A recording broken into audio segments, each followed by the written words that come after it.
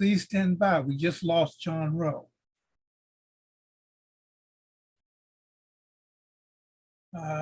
He's coming back in now.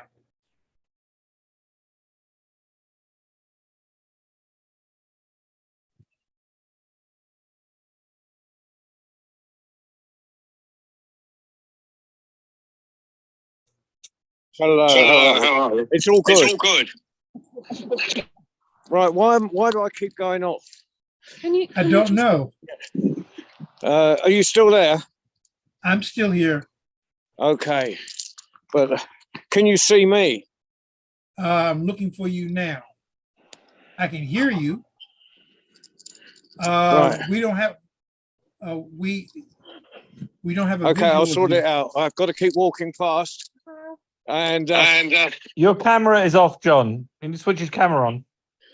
no, I know. It's just because I'm walking. There's all sorts of stuff happening.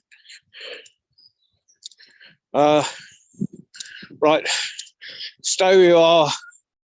Get it on Facebook and keep talking till I All right, sort we're on myself out. Facebook. We're on Facebook. We're waiting to see you. Right now we can hear you. We can't see you. But hello to Terry and Mike and Sir King Louis and anybody whose name I may have missed. Hello to iPhone 2 and Leah. Excellent. Right. So we're still here. Mike Factory just came on. Okay. Hello, Liz. So hello, everyone. It's and all John good. Rowe, we still don't have you on. We still don't have a visual of you. But I know Right. you're working on that. So welcome, everyone. We're having a couple of John Okay. Rowe, we just got you back. I'm back. Okay, we're live. Well, ladies and gentlemen, boys and girls, and assembled company, welcome to the World Storytelling Cafe. And right now, I'm at the East Anglian, the Food Museum in Stowmarket, which used to be the East Anglian Museum of East Anglian Life. And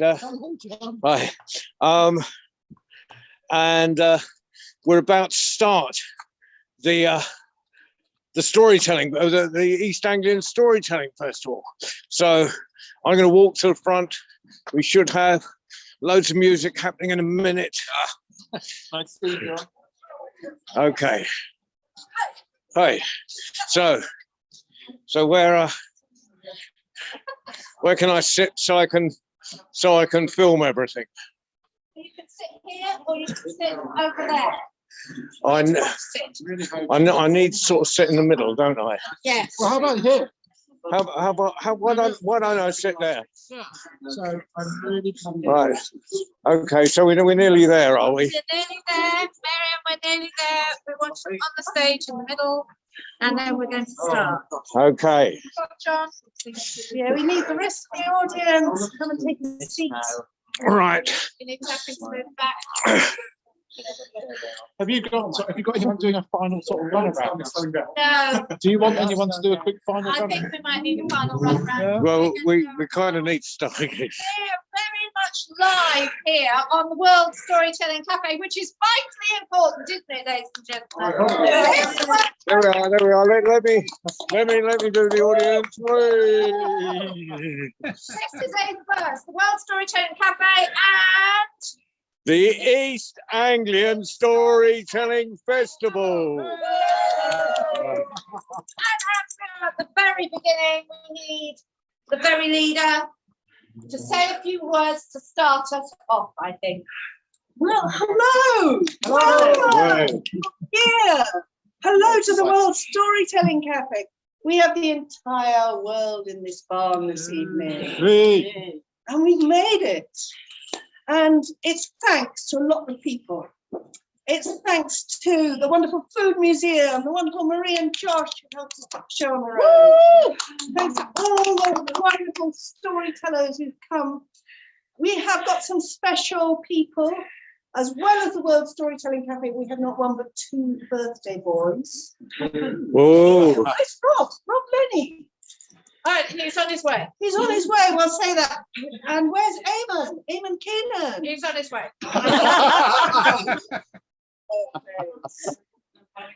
They're all running away because they heard their names. And the amazing crew who just worked their socks off. They were so amazing. And getting this storytelling festival on the road was a bit like, well, it was something Taffy said to me. My phone in my pocket phoned Taffy by mistake. And Taffy being Taffy, he phoned back straight away. And when he realized I didn't have anything to say to him, he very generously gave me a riddle. And it was Easter Saturday, so this is the riddle he gave me.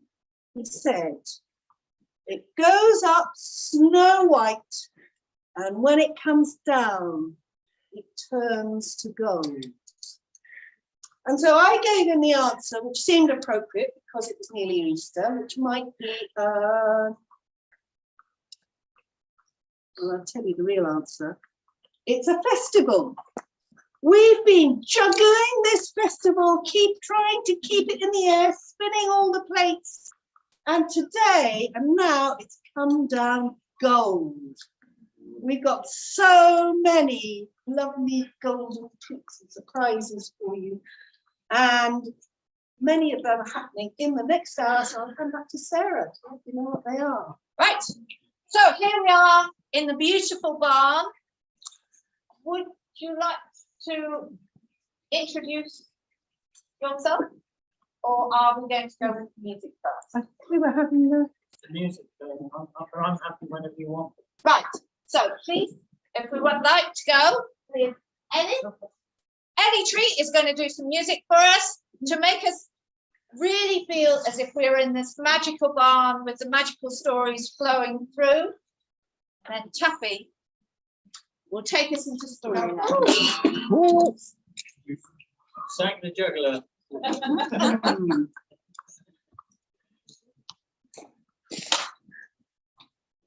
Hello.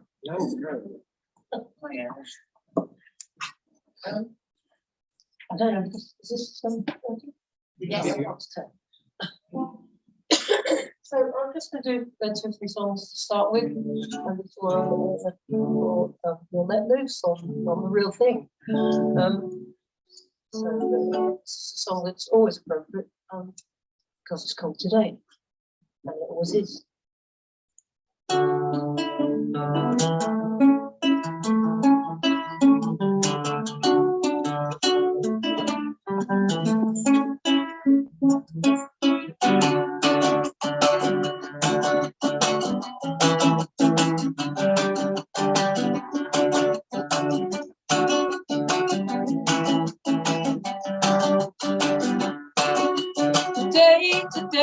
Today.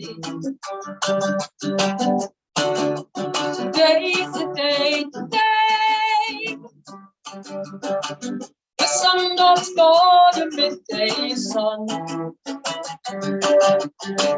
That's beating down on everyone.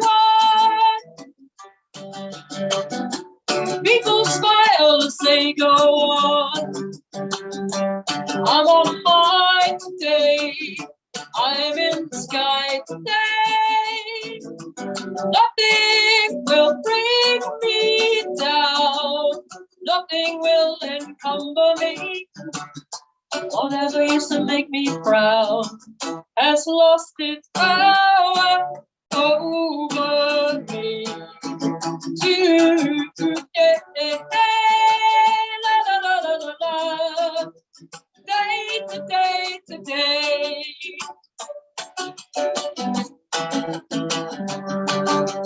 Now that yesterday has gone, we'll find our strength and we'll carry on. Laugh at all the foolish tongues who think there's nothing to say. It's all about yesterday. Nothing will bring me down. Nothing will encumber me. Whatever used to make me proud has lost its power over me today. La la la la la la la la la la. Today, today, today.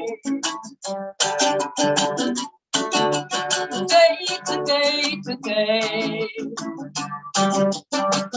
Celebrate the walks and caves. Celebrate the rolling waves. Celebrate the sweet sunshine. Celebrate the stars that shine. Celebrate friendly face. Celebrate the human race. Celebrate, dance and sing. Celebrate everything today.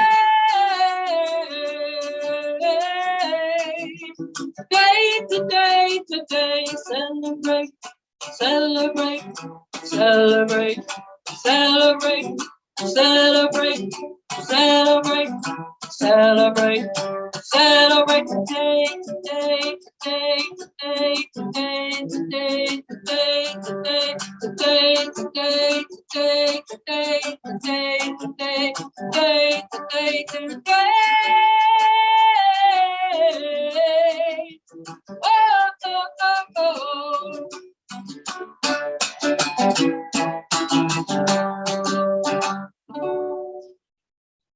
Whoa.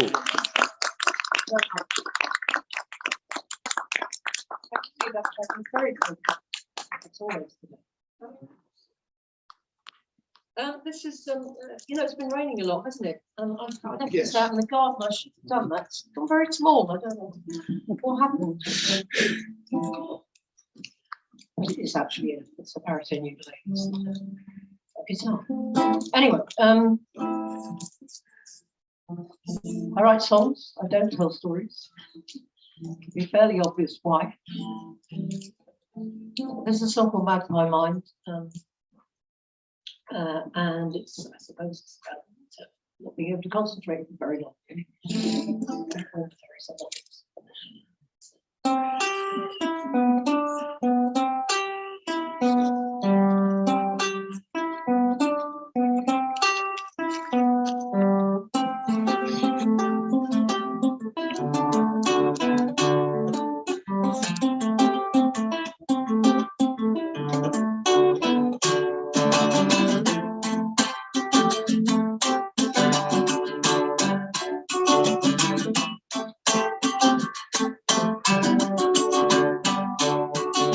Sharp eyes of flint and fire, shrewd eyes of slate and mica, lines in a landscape, markers in the mist.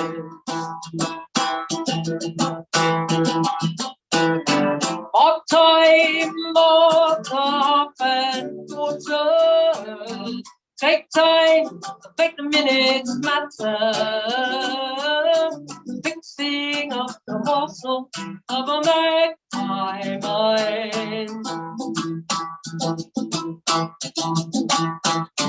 Moments of meaning, moments of madness, moments of murder, moments of mercy. Messing with the message, managing the mayhem, we are mixing up the morsel of a magpie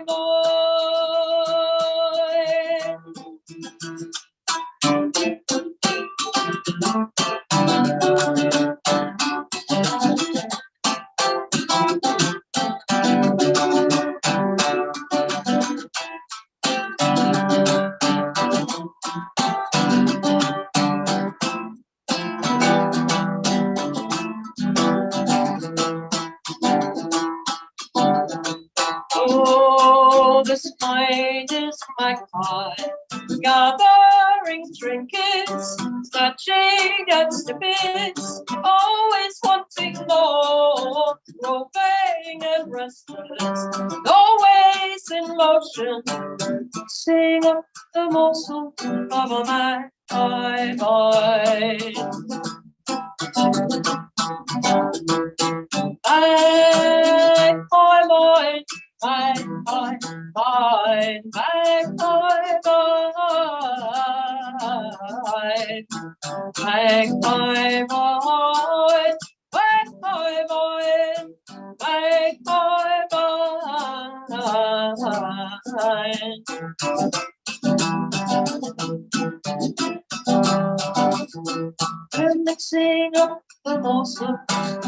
mixing up the morsels, mixing up the morsels of a magpie pie.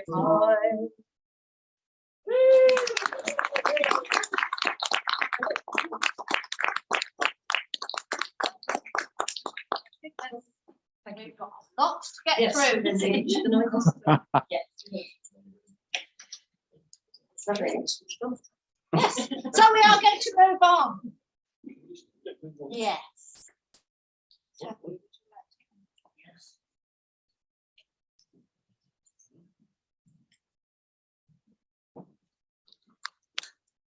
As I seem to be the proxy mover, the MC, and the applications. So, I would like to welcome to the floor Taffy Thomas, who needs no introduction from me because he's far better known than I am. So that's really,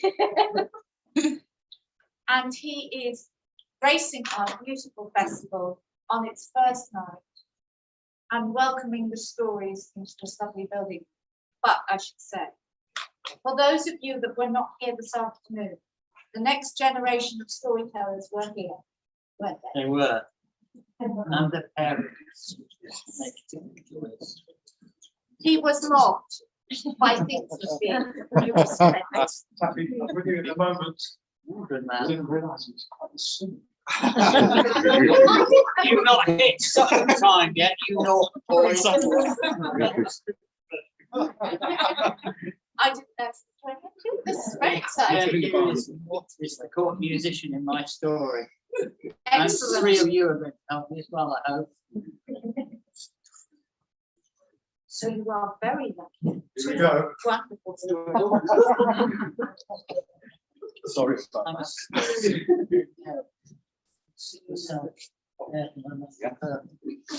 Right. Good evening, folks. It's my duty and my honour as patron of this festival to welcome you all to the East Anglian Storytelling Festival and break the ice by telling the first story. So I will say, good evening, magpies, because we're all magpies. Actually, we're better than magpies, because we storytellers, we're honest thieves. So we hear a story and we think we take that home with us, and magpies are less honest. But sometimes it's not a story, it's just a line or a quote that we hear and we think, I'll find a home for that in one of my stories. And that's what's happened for me since I was last here with you, because I was in Lincolnshire in a village called Messingham, and I was in a pub. No surprise to any of you that I was in a pub. But on the wall of the pub, they had some quotations of famous people. And there was one by Tolkien. And I read it and I thought, I'm having that. I'm going to find a place for that in the story. And it concludes the story I'm going to tell you and allows me to declare the festival open. You get the story first. And the story has come to be relevant for me because with what's been happening recently, I needed to, and bookings that came in, was it last weekend or was it the weekend before? I had to find a story of a wise king in an act of optimism.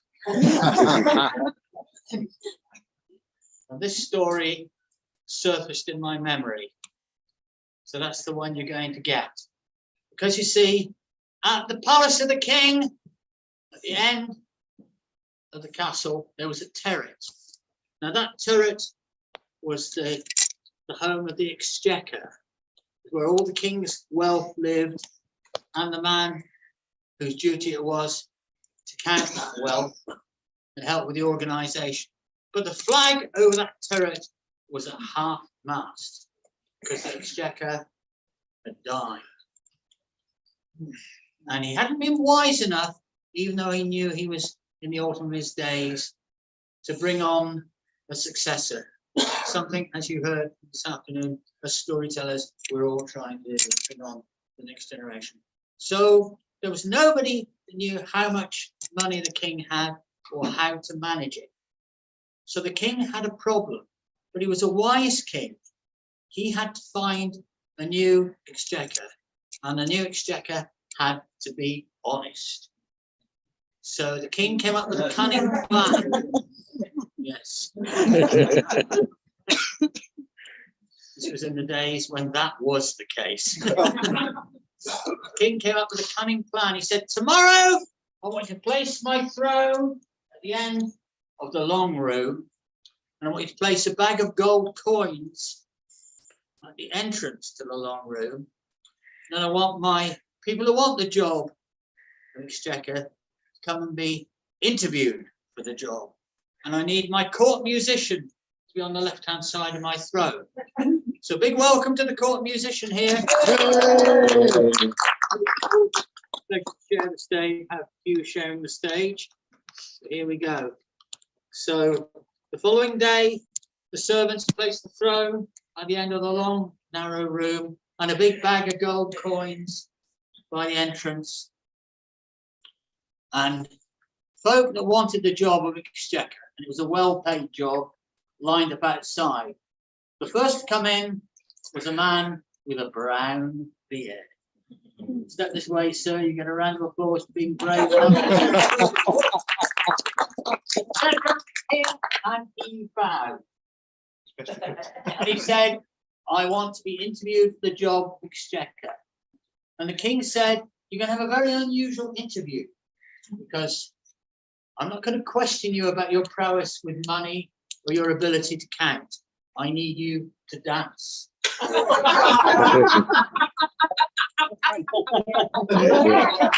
And he nodded at the court musician, who started to play, and Brownbeard started to dance.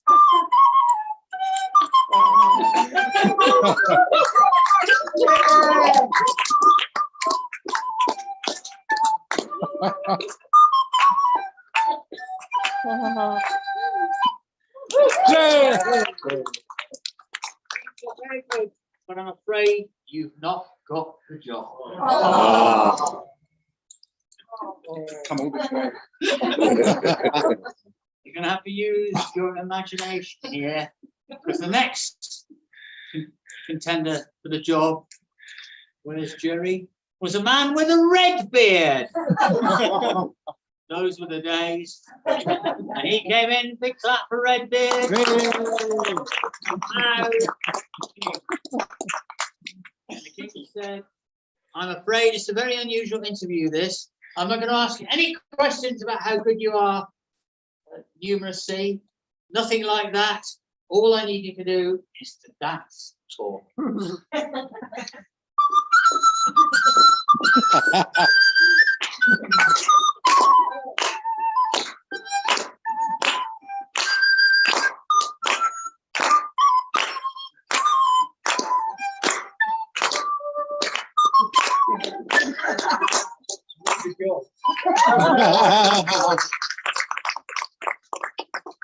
That was very good, but I'm afraid you've not got the job. There was just one more person who wanted the job, and it has to be you, really. I'll take a risk here. It was a man with a long white beard. Oh, if you can hold this. Oh my goodness. Oh, right. Come on, John Rowe, welcome. You think you're getting a foul? And he bowed to the king, and he said, I want the job of exchequer. And the king said, well, it's a very unusual interview, this. I need you to dance for me. The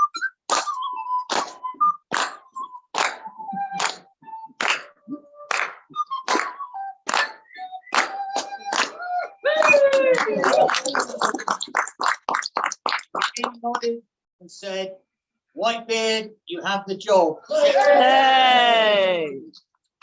And Whitebeard said, well, why did I get the job and the others didn't?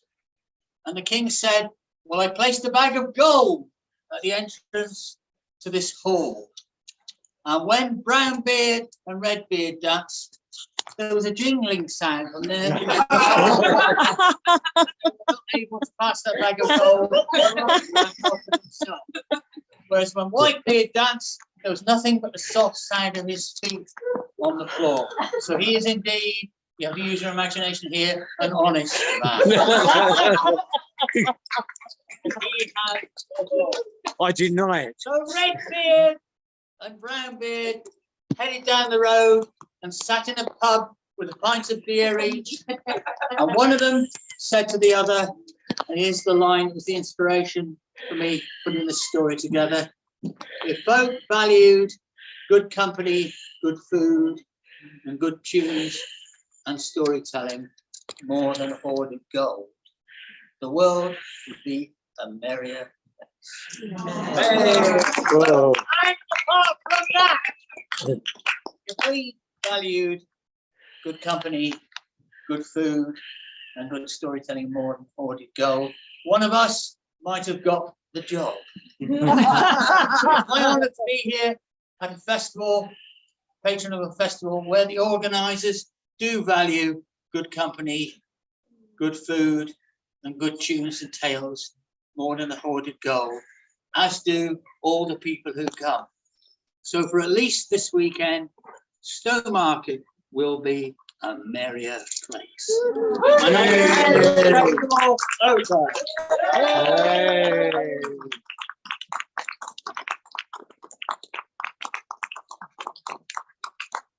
Thank you to all the three beardies. And also to the court leaders. Brilliant, wonderful, marvellous patron of our festival, Mr. Tappy Thomas. Okay, well, that was. Now we have local tellers as well to come and tell stories for us. I think Chris is next. Now, Chris is local. He's a teller I know very well, and he is going to tell you a tale. Please take it away. Thank you very much, everyone. I told this story last year as part of some local tales because it's one of the best known tales in Suffolk, best known folk tales. It's the two green children of Woolpit. And we decided we were going to reprise this year because unless your head has been completely in the sand, you will realise that we had a bit of a momentous event here in Stowmarket a week or so ago, in that we have now got the first majority in the district council by the Green Party. In the I'm told it's actually the nearest place where they have such a majority is Australia, but I can't imagine there's anywhere further away than Australia, so I don't know quite how that works. But in my particular ward, which is Elmswell and Woolpit, we returned to green councillors. And so this seems like a perfect opportunity. And we have our two green councillors in the back row. So this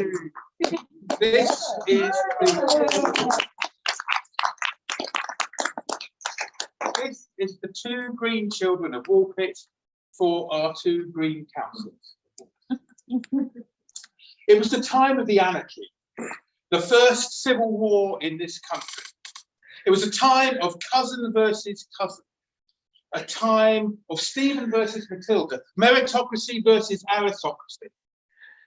But it was a time where England was not yet ready for its first modern queen.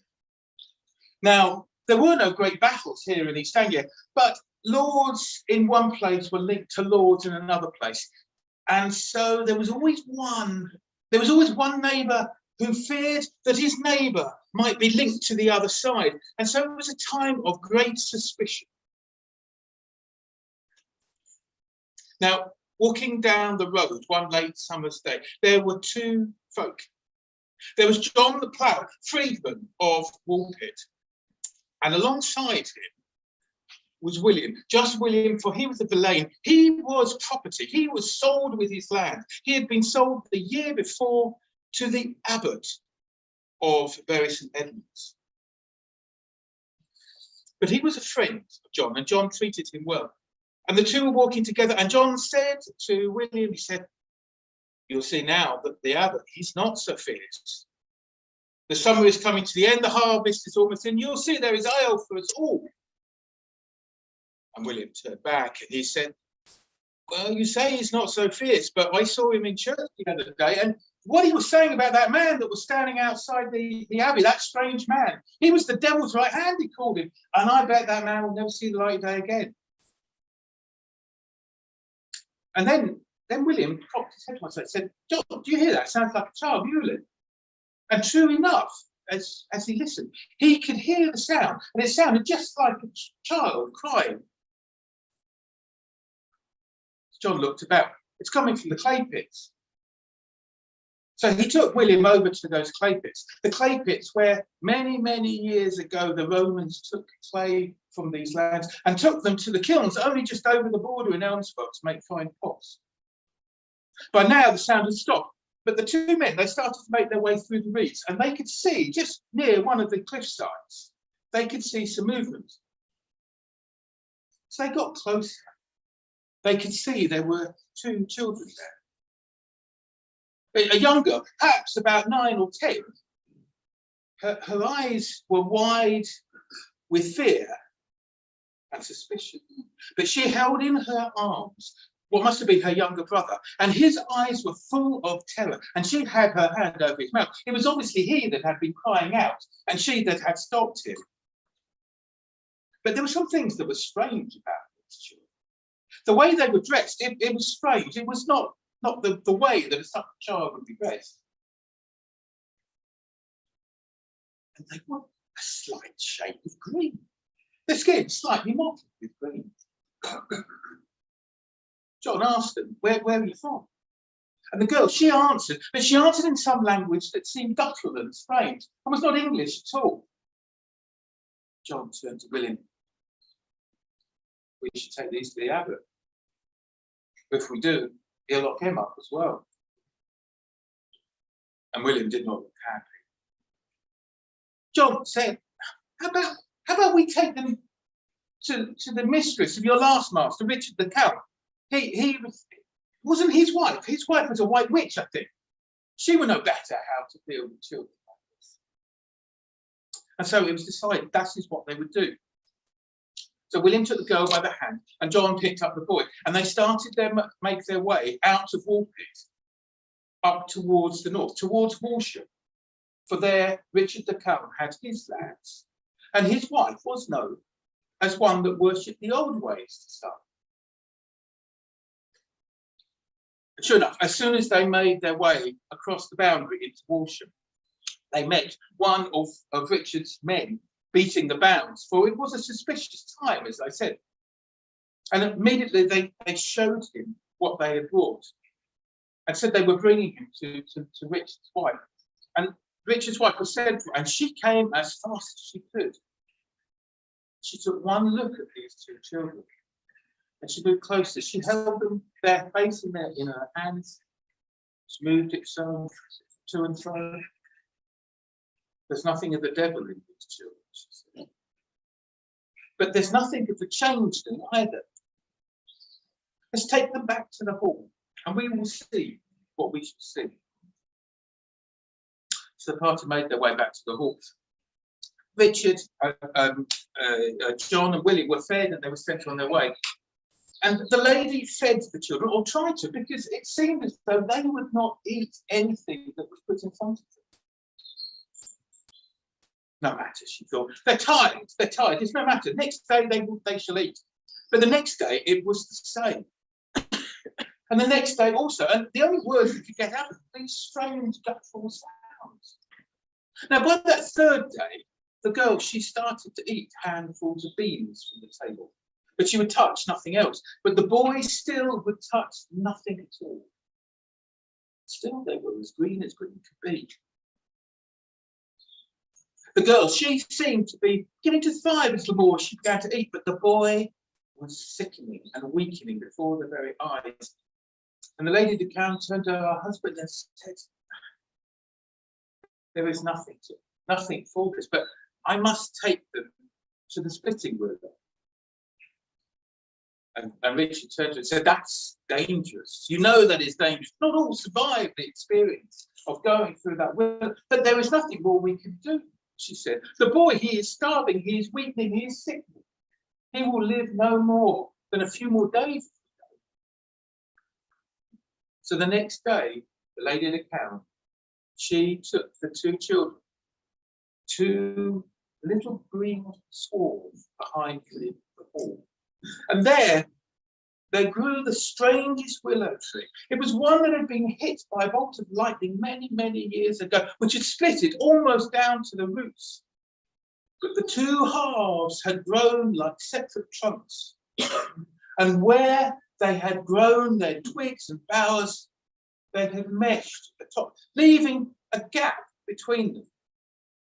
And the law in the village was that if any had sickened or was possessed by some kind of spirit, if you simply passed them through this gap, then like that willow had been split in the path by the lightning, the power of that same bolt could rend the spirits from the person and bring them back to life. The girls passed through, and it seemed as though nothing had happened.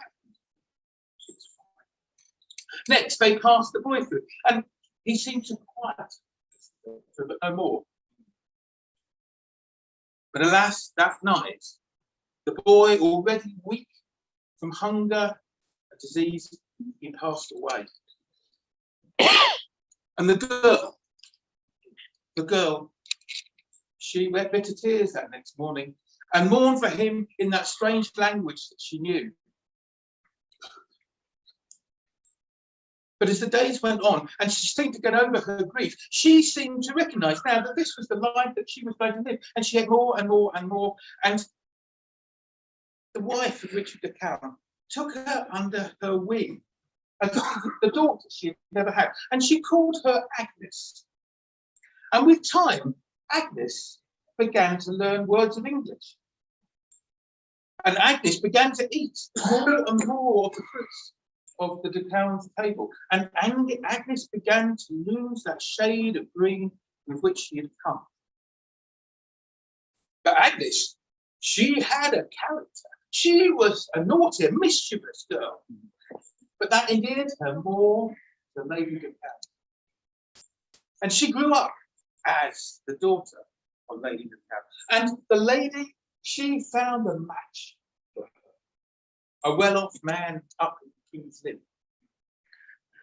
But the night before her wedding, Agnes turned to the Lady de Cowan and said, I wish my father had been here to see this day. Your father? You've never talked at all about your past, he said. No, she said, I haven't. I came from a place they called St. Martin's Land. A place far away. I remember there was a long journey to get here. Whether or not it started in this world or another, I cannot remember. But I remember I was sick, and my brother was as well. My father, he lived in the woods with us, and he had some magic where he could take clay from the ground, put it in a fire and make blocks that were as hard as rock. But when myself and my brother, we became sick, he knew that he had to go somewhere where he could find those that would look after us and treat us. And so we made our way to here, wherever here was from there. And this much you know. But I never saw my father since that day that we came here. Well, the next day, Agnes was married. And married to a man of King's Lynn. And as I said, very mischievous, very naughty girl. I think that explains a lot about it. Thank you very much. Hey.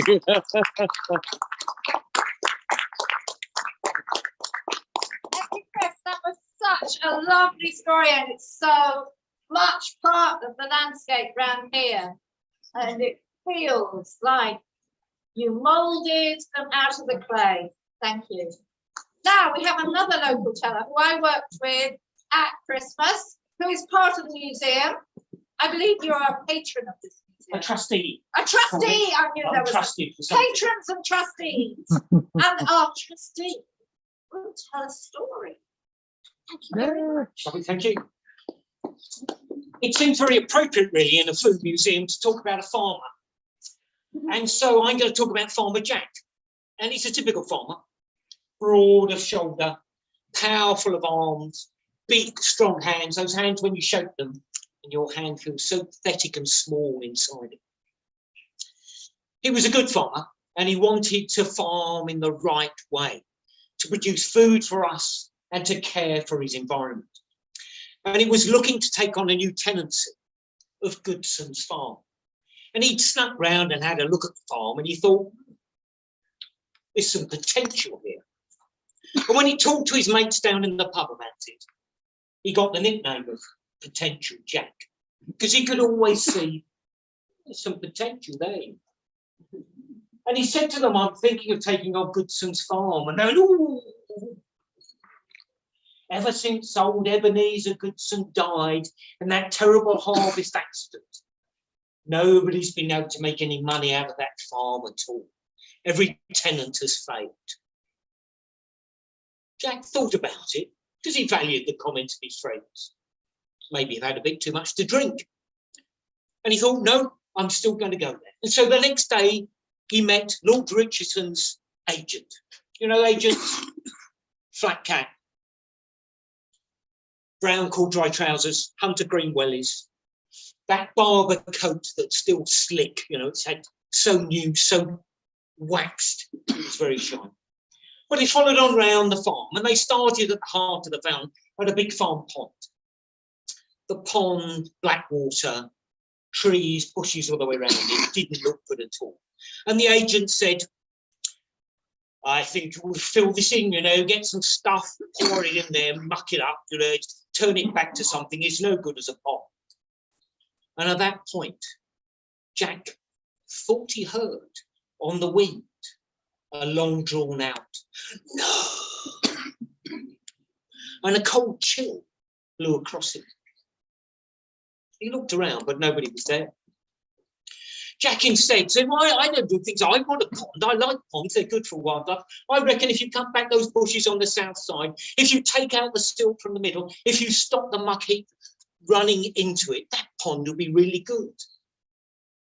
And then Jack heard behind him, yes. They went on round the farm a bit further to a great big hedgerow, a hedgerow that had got out of control, all over the place. And again, the agent was saying, I told the last tenants, I said, fairly it all, get rid of it, it's tatty, you'll get a bit more farm, get a bit more on the land there. And what do you think Jack heard? Behind him, that cold whisper, no. And a chill. He had to turn his jacket up because he felt so cold. And Jack turned around and said to the agent, well, I don't want to disagree with you, sir, but to me, that's going to be a good wildlife link. It'll join the wood with the other parts. It'll give the bats something to follow around the fields. It'll give somewhere for the birds and the hedgehogs to live. I think I'll trim it back and get it back into shape. And then what did Jack hear? Yeah. The third stop was on the edge of a field, long slope down facing the south. Big field on the top. And the agent said, this field has been one of the most valuable for the farm, producing good crops every year. And many of the tenants have been encouraged to plough down onto that chalky slope to extend the field, though it hasn't always worked. And that ploughing down has, well, it's got rid of some grassland, but I think you should continue. Do you know what Jack heard?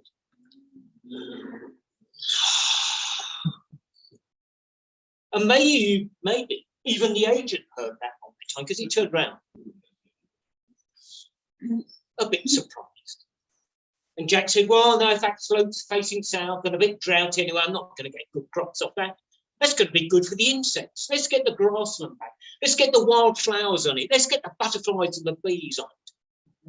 And immediately the cold went and out came a deep, yeah.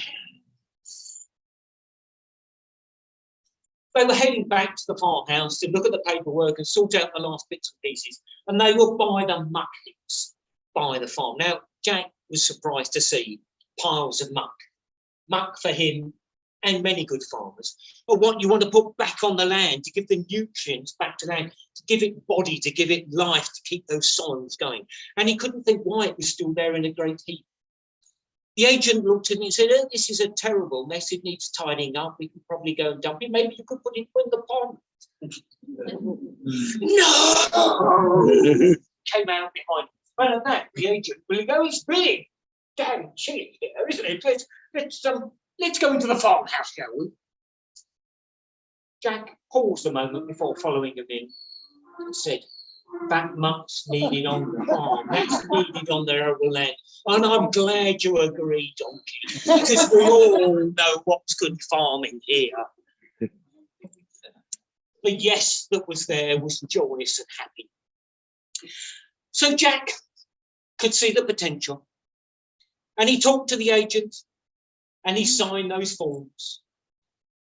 And he took on the tenancy for him, and he hoped for the generations of children that would follow. He never did see a ghost round that farm.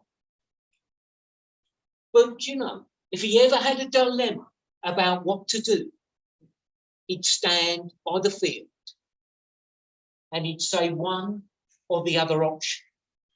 Just wait to hear if he heard her. Or hopefully every time, yes. We all have potential in our countryside. Do get the chance to wander around this fantastic museum. There's lots of it to look for.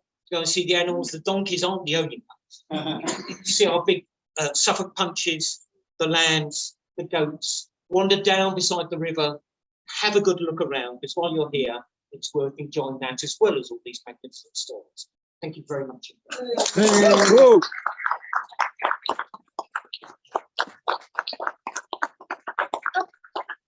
get to this part, and I say, I believe, John Rowe, you have a story for us. Oh, goodness gracious me. So we Right, have to could do you the do the John scene? Rowe shuffle.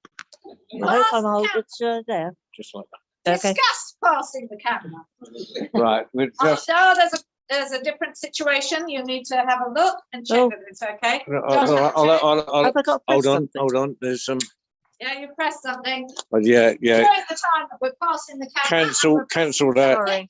No, that's all right. Just like that. Just hold it. You probably just hold it a little bit that way, All right. and vaguely like that. That's good. Right. That's good. Right. Ladies and gentlemen, John Rowe.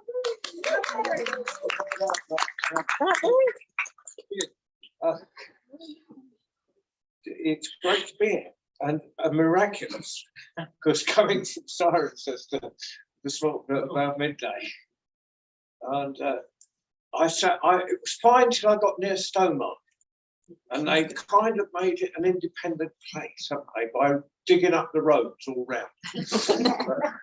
But anyway, this is a story I had in Marrakesh, and this is from the first Marrakesh festival last year, and 5 days after the borders opened, we had our festival. Some of you were there. People were just saying, the borders aren't open, are you going to run it? I'm saying, well, if it opens in time, we'll run the festival. And they opened 5 days before, so there was a sort of cut down list of people, but it was all right. But we hit every newspaper in Africa, I think, because we were the only thing happening probably in the whole of the world.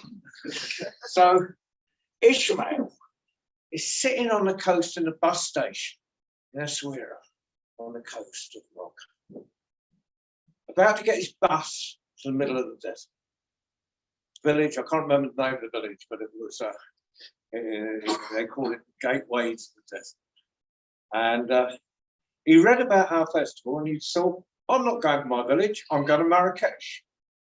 And he told me this story. And I like the fact that it came from a village to the coast to Marrakesh. I've done it in America, I did it in Romania 2 days ago, and I've done it here. So, and the only word you won't understand is Marcouche. Now, Marcouche is a mythical creature. in the Sahara. It's a big bird, but it's a very serious story. It's about chicken. So in my way, that we want a bit of shouting out, because you're all sitting looking really sort of relaxed. So the word is chicks. Now it's not a throwback to the 60s.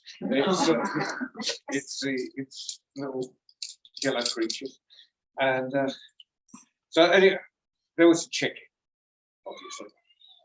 And it built a little nest. It laid some eggs, and they were about ready to hatch. Now, we've all been there. We've all had everything ready, or we think we've got everything ready, and then we remember something. And we think, I'll just slide off and do that. It'll only take a minute. Nothing can happen. Well, obviously, she was back in 1 minute. But in that 1 minute, the eggs had hatched, and there were little chicks. But sitting on her nest was an enormous marcouche. And the marcouche, the chicken said to the marcouche and said, it's quite polite chicken, said, excuse me, do you mind moving aside so I can look after my Chicks. You're very good. So and marcouche said, not at all. If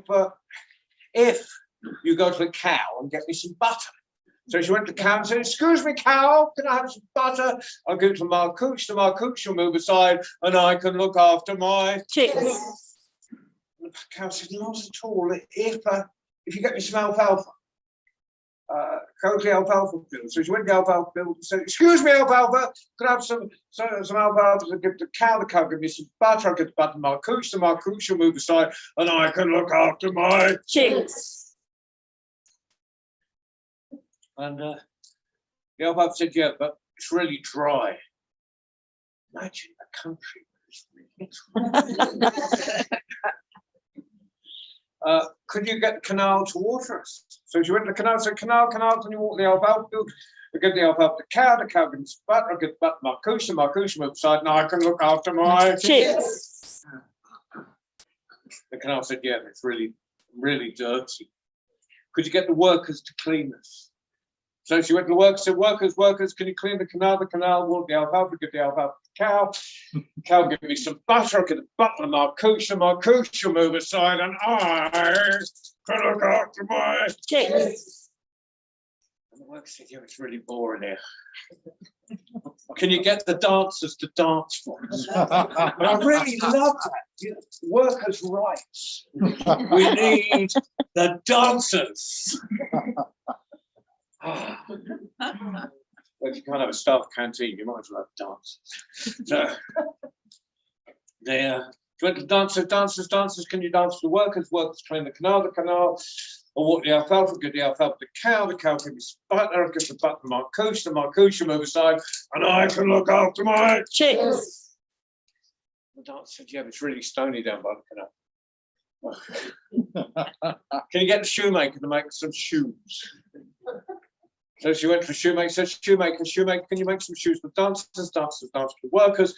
The workers will clean the canal, walk the alfalfa, give the alfalfa to the cow give me some butter, I'll get the butter, marcouche will move aside, and I can look after my Chicks. And the shoemaker said, yeah, but I'm really hungry. Could you get this party going on down the road? Can you give me some chili couscous? Now, Ishmael was very concerned it should be chili couscous. And so he went to the party and said, excuse me, can I have some chili couscous to give to the shoemaker? The shoemaker make some shoes for the dancers dance for the workers clean the canal will walk the alfalfa, give the alfalfa to the cow give me some butter, I'll give the butter to the marcouche will move aside, and I can look after my Chicks. And they said, yeah, but we've got no wood for the fire for the couscous. Could you get some wood? So she went to all her chicken friends and said, excuse me, this is the wisdom of cooperation. It's a kind of union story.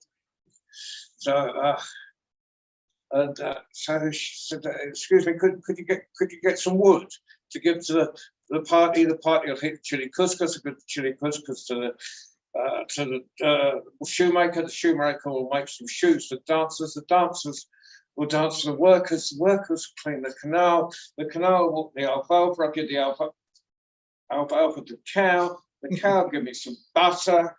I'll give the butter to the marcouche. The marcouche will move aside, and I can look after my Chicks. Now, fortunately for my breath and your patience, and the fact that we've got to get through this opening ceremony with, and I'm only allowed a few minutes.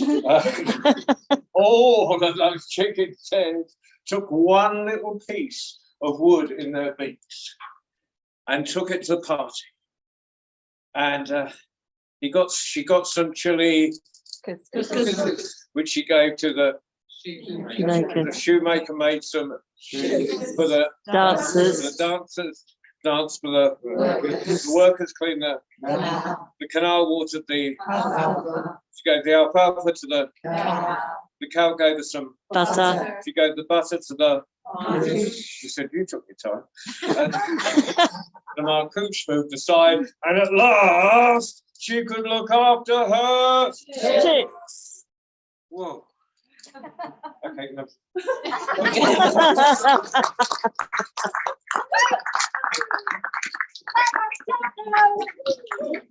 Wonderful World Storytelling Cafe, which is in Marrakesh, if you didn't know and understand. And every Friday in the World Storytelling Cafe, they send out stories for children.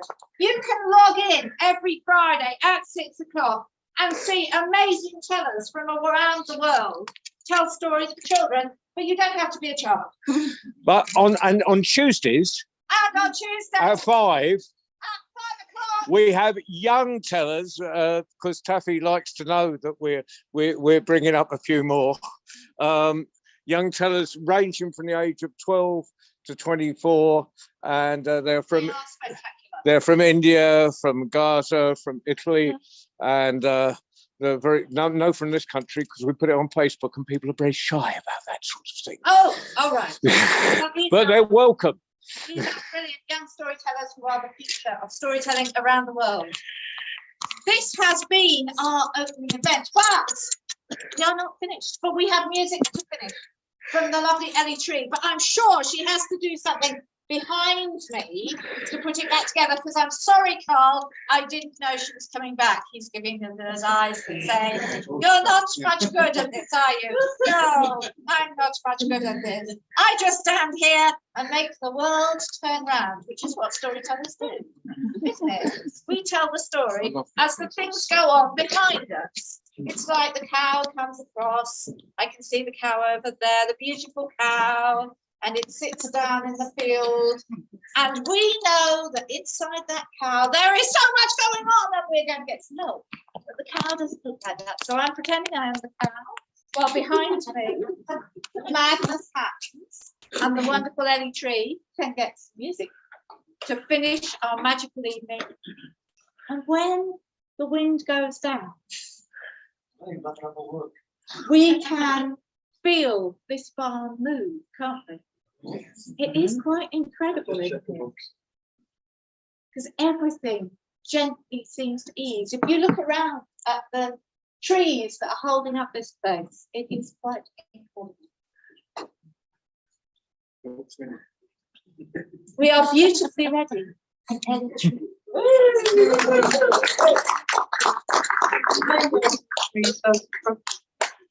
We're in here, and you can hear them all moving outside.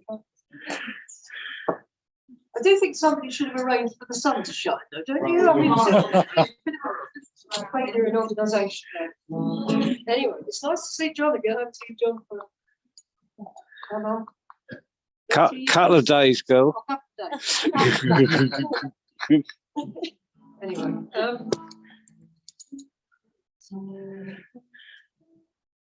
well, I'm this close.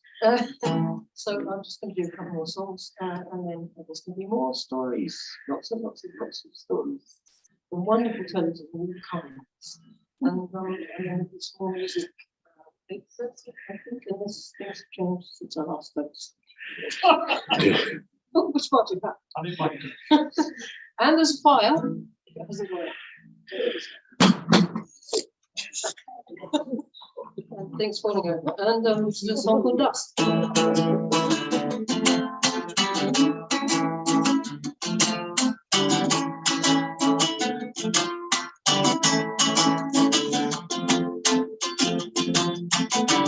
If wishes were horses, oh, oh, oh, oh. If wishes were horses, and if wishes were horses, oh, oh, oh. If wishes were horses.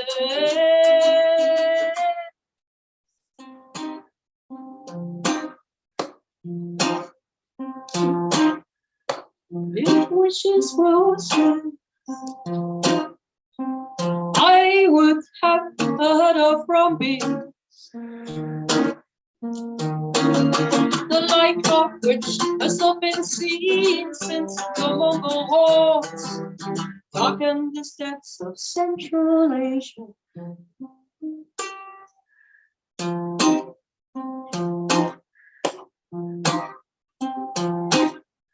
And if wishes were horses, I would be a Kamagay,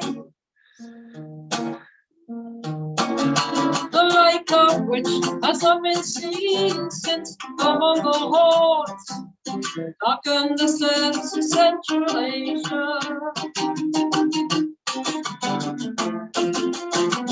And if wishes were horses, oh, if wishes were horses, and if wishes were horses, hey, hey, hey, if wishes were horses.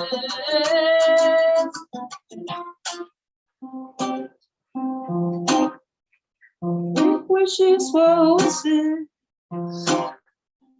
you would have loved me,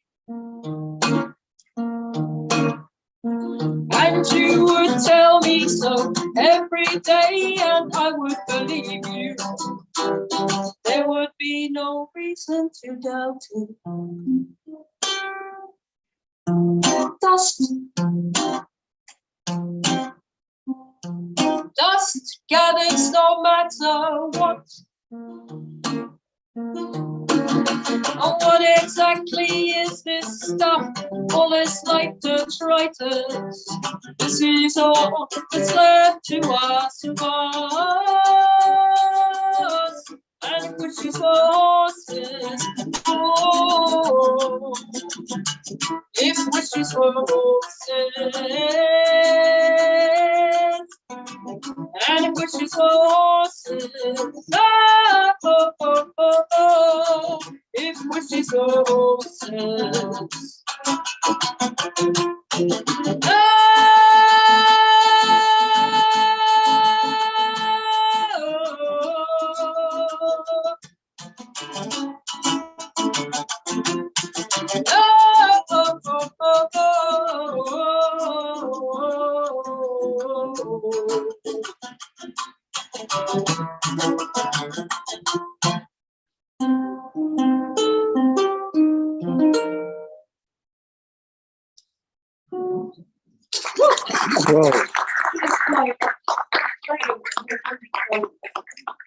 The Beggar's Bride, and I just liked it, and that's so hard. And then there's a sort of breathing, just lunch, I suppose.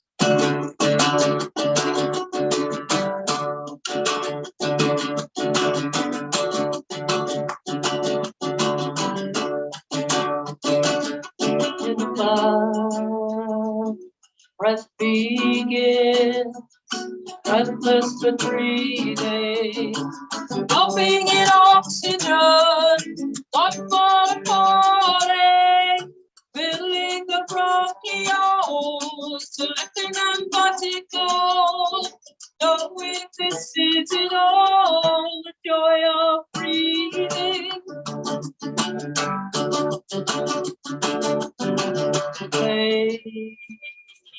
Taking them forward, pushing them outward, missing the land for what is abandoned. You're floating above it all, and heaven is waiting. You'll never know at all the joy of breathing. Take a breath, take the air, it can take you anywhere. When the swell cracks you in, it will spit you out again. Leave you gasping on the shore where the gulls fly and the wind is on. Oh, oh, oh, still breathing. You walked into the waves. What were you thinking? Where were you going? Are you leaving the land behind? Were you lost in the doldrums? Or were you in home again? Forsaken forever? Joy of breathing.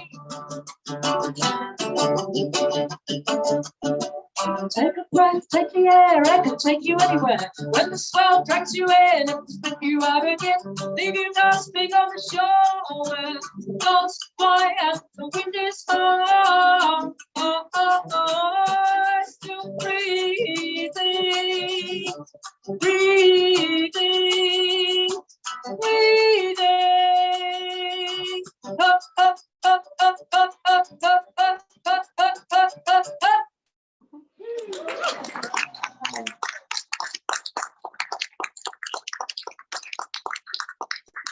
Thank you very much, Terry Tree, and she will be in the bar doing some more songs later. Half eight.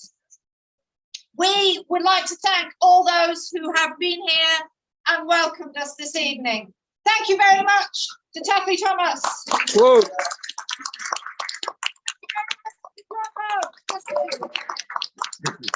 you very much to Steve and Chris Revenue.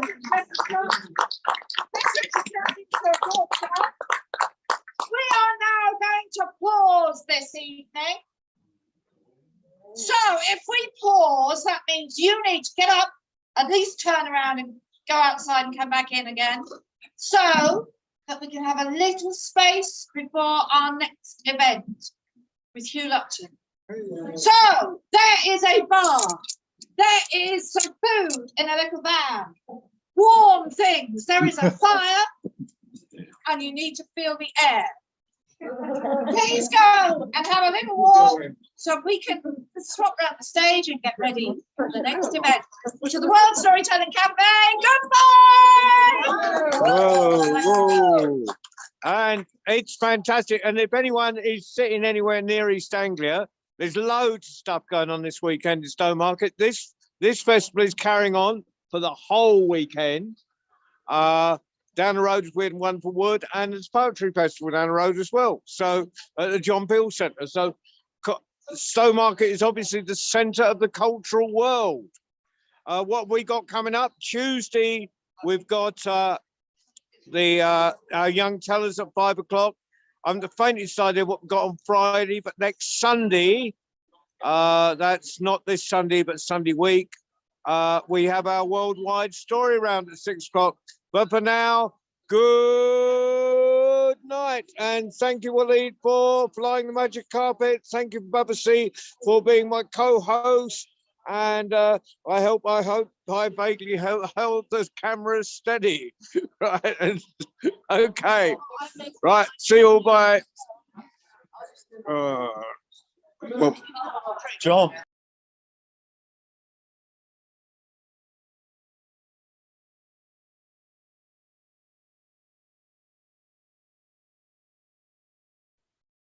Well, that was good. C out.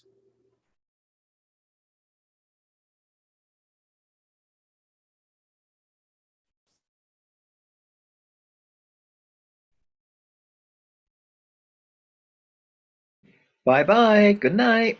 I'm gone. Bye-bye. Take care. Have a happy weekend. And you. See you then. Thank you.